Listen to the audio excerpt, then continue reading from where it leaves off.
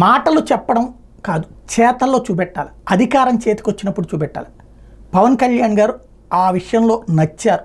ఎందుకంటే అటవీ శాఖకి సంబంధించి వెళ్ళి మరీ కర్ణాటక కుకీ ఏనుగులకు సంబంధించి మాట్లాడి రావటం అంటే ప్రజలకు సంబంధించినటువంటి గ్రౌండ్ లెవెల్.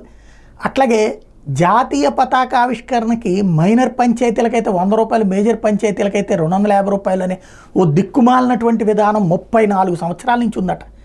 ఏ ప్రభుత్వాలు వచ్చినా ఎవరు పట్టించుకోలేదు. మధ్యలో చంద్రబాబు గారి ప్రభుత్వం ఉంది, రాజశేఖర రెడ్డి గారి ప్రభుత్వం ఉంది, రోషే గారి ప్రభుత్వం ఉంది, కిరణ్ కుమార్ రెడ్డి గారి ప్రభుత్వం, జగన్మోహన్ రెడ్డి గారి ప్రభుత్వం. ఎవరికీ పట్టించుకోలేదు, ఎవరు దాని గురించి ఆలోచించలేదు. మీరందరూ మీ చోట్ల ఇట్లాంటి ఎగరేయండి అని చెప్పి ఒక జాతీయవాదిగా, జాతీయ భావం కలిగినటువంటి వ్యక్తిగా పవన్ కళ్యాణ్ గారు చెప్తే డబ్బులు ఎక్కడ ఉన్నాయి సార్ అని అడిగారంట.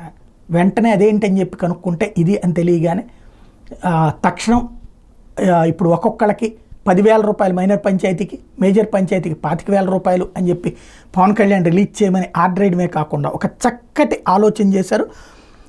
ప్రతి చోట కూడా జెండాలు ఎగరేయడమే కాకుండా అక్కడ ఏదైతే దాన్ని ఏమంటారు వివిధ పోటీలు అవి పెట్టమని చెప్పేసి, అంటే మన వక్తృత్వ పోటీలు, ఎస్ఏ రైటింగ్ పోటీలు, స్వతంత్ర సమరయోధుల గురించి, స్వతంత్ర దినోత్సవం గురించి ఇట్లాంటివి పెట్టి తద్వారా పిల్లలలో మంచి ఫీలింగ్ తీసుకురమ్మని చెప్పారు.